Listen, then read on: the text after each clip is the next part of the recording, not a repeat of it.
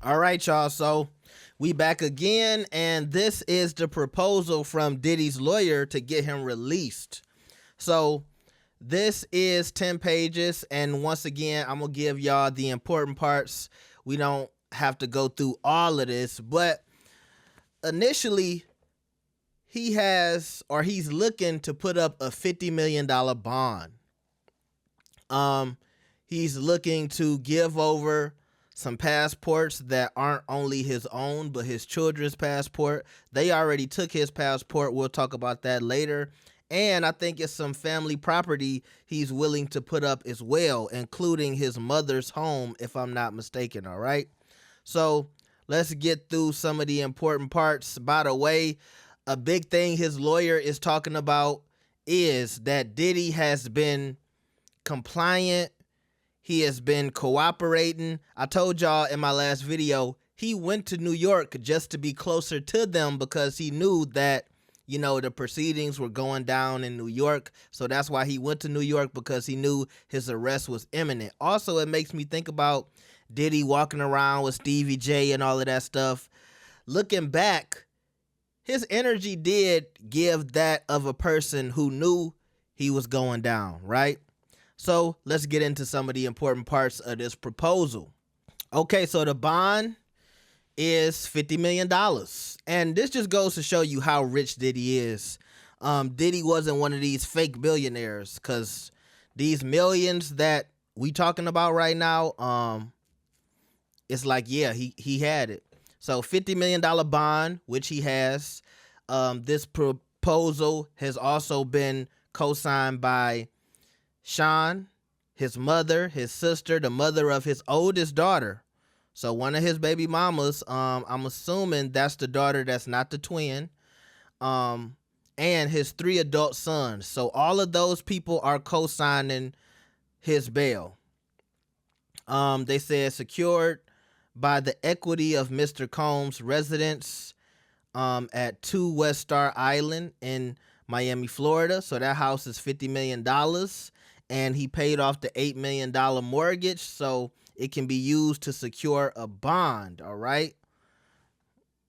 Now it says here that he also secured the equity of Mr. Combs' mother's home located on Alton Road in Miami, Florida.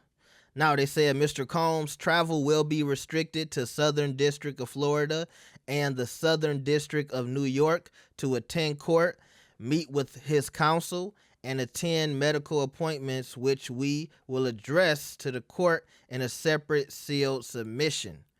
So, what do y'all think that's about? Now, Diddy is a man of a certain age, right? In his, middle 50s, late 50s, if I'm not mistaken.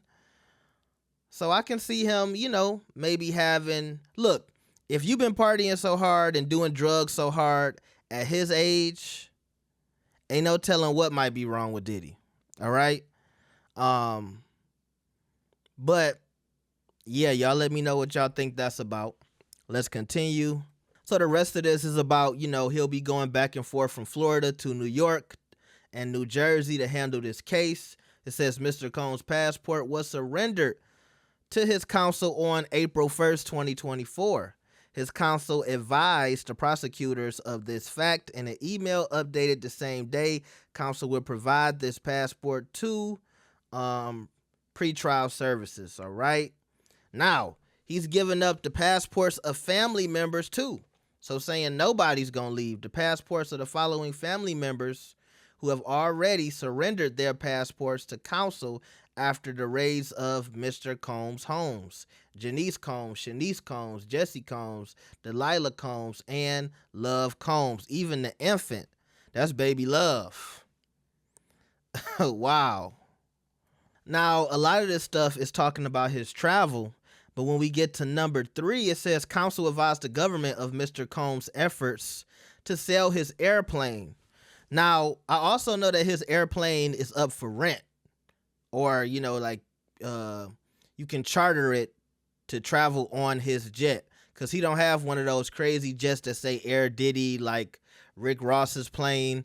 His private jet can basically be used by anybody, rented and taken wherever. So, obviously this is just a part of his cooperation. Anything that he was planning to do, which was a big sale or purchase, he was letting them know. And number four, as I told y'all, that's right at the top. Mr. Combs voluntarily relocated to New York in advance of his arrest. So he was just trying to make it as easy as possible. Hey, I'm cooperating. I'm not trying to flee. I'm not trying to go nowhere. Remember, when his houses got raided, everybody was like, oh my God, he leaving the country. He doing this. But all of that stuff was cap. And I think he actually was letting somebody else use the jet. He wasn't even on the jet. He was still in Florida. All right, now this is more evidence that Diddy has been, cooperating. It says counsel assistance to the government concerning the subpoenas. So it says, for the past several months, counsel for Mr. Combs and the AUSAs have had regular discussions about what documents we had, what we did not have, and in regard to the documents we did not have, where the government may be able to find such documents. So, whatever they needed, Diddy was helping.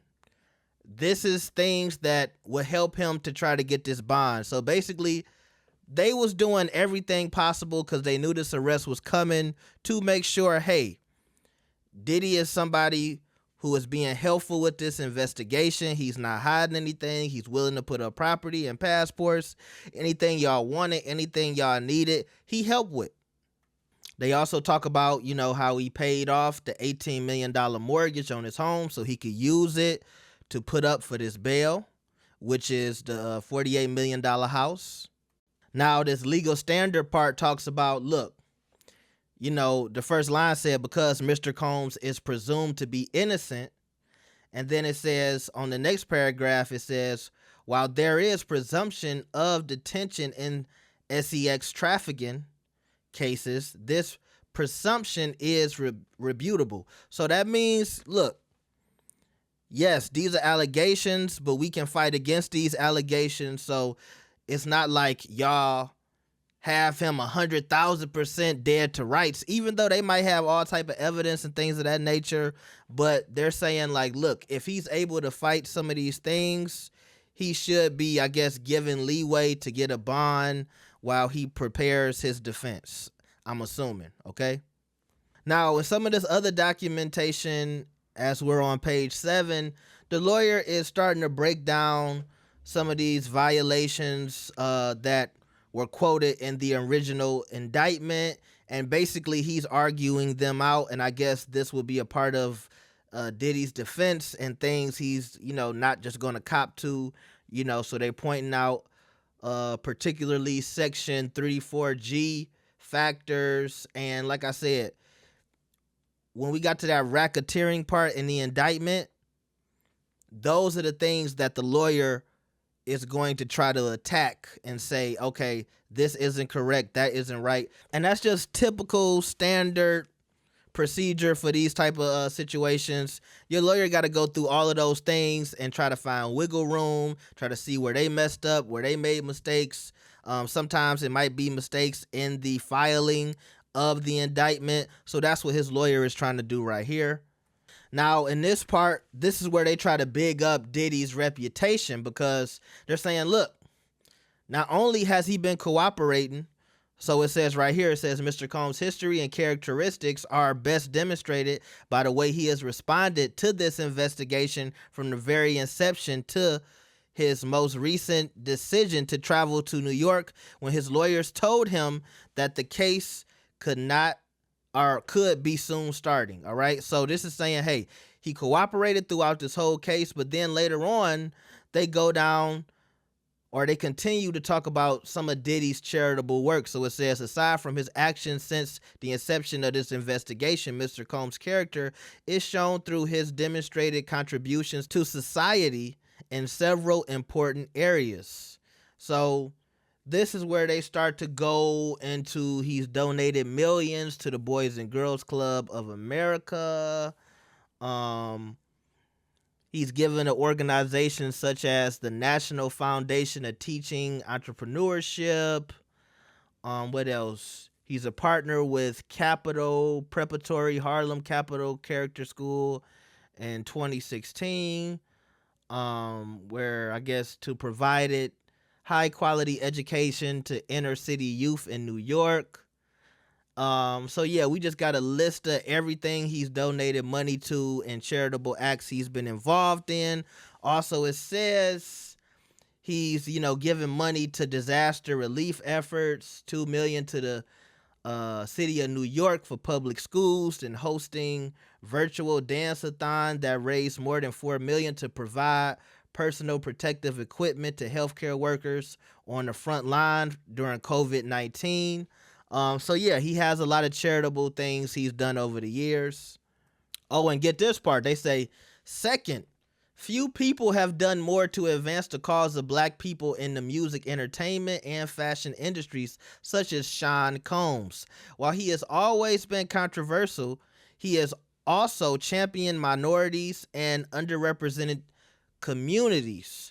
As chairman of Combs Global, Mr. Combs has used his platform to create the Excellence Program and an internship initiative with Endeavor in July 2021, a major initiative designed to provide development opportunities for aspiring executives in entertainment, marketing, music, and fashion from underrepresented communities.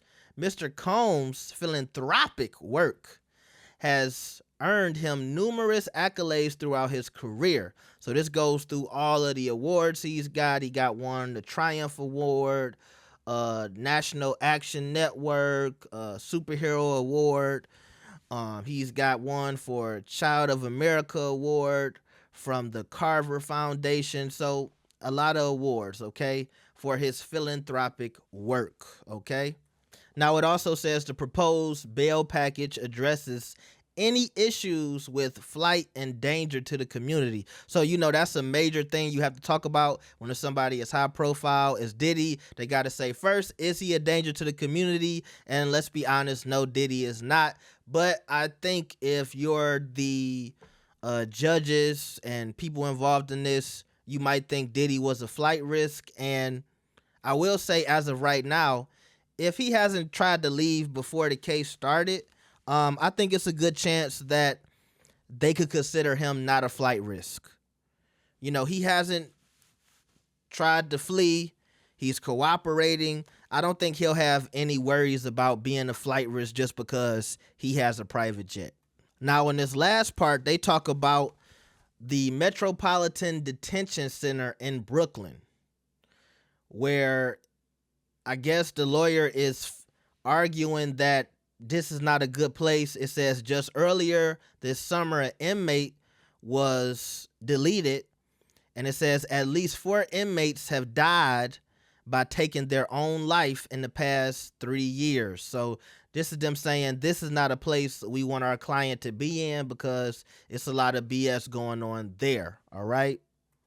And in conclusion, it says, for the reasons set forth above, we move this court to release Combs under the conditions set forth above. Thank you for your consideration. And signed, Mark Agnifilo, and I think that's Diddy's main lawyer, who he did an interview earlier speaking.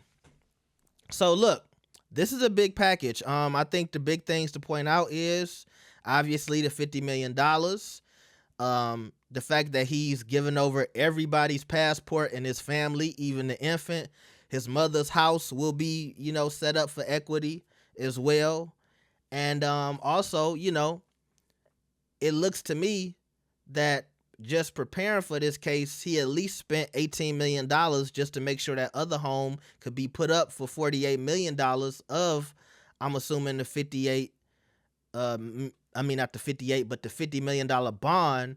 So I'm assuming that he still might have to put $2 million up in cash, or I don't know if the mother's house would take care of the rest, because the bond is $50 million. The home that he has is 48 million, so it's 2 million left over. So I wonder if his mom's house would take care of the other 2 million, right? But going through this, Diddy has been philanthropic. I think I talked about this in my last video. That Diddy was a major part of the vote or die when Barack Obama was running for president. I'm surprised they didn't talk about that. But yeah, so given his philanthropic work, given his cooperation, I think he might get this bond. I think he might be able to fight this case at home. And I'll be shocked if it comes out that they like, nah, we gonna keep him in jail. If they do send Diddy to jail while he's fighting this case, I think it will be to send a message. We saw R. Kelly was not able to go home, but also I don't think R. Kelly at the time had the type of funds that Diddy has, or that Diddy is trying to put up right now. Also, I think just when it comes to the court of public opinion, R. Kelly's crimes, I think for a lot of people seem worse than Diddy's, even though Diddy had more money, and it seems like this has been going on for years. Because you got to think about it, right? R. Kelly's case involved underage people. And a lot of Diddy's case just looks like somebody who was just a real freaky guy letting his desires step over the line too many times. And of course, there's a lot of abuse involved in this as well. But I think the public and the court system in general, anybody accused of some of the stuff R. Kelly was accused of, they want to make it a point to make sure those people are locked up. Because I think R. Kelly could be considered a danger to the community, right? Whereas Diddy stuff, just like his lawyer said, he's presumed to be innocent. Okay? Yes, it's a lot of allegations, but, all of these allegations aren't as black and white as the video we saw of Cassie, okay? So y'all let me know what y'all think about this proposed package. Like the video and subscribe. If I got any more updates for y'all, y'all know y'all will get it. I'll see y'all next time. Peace.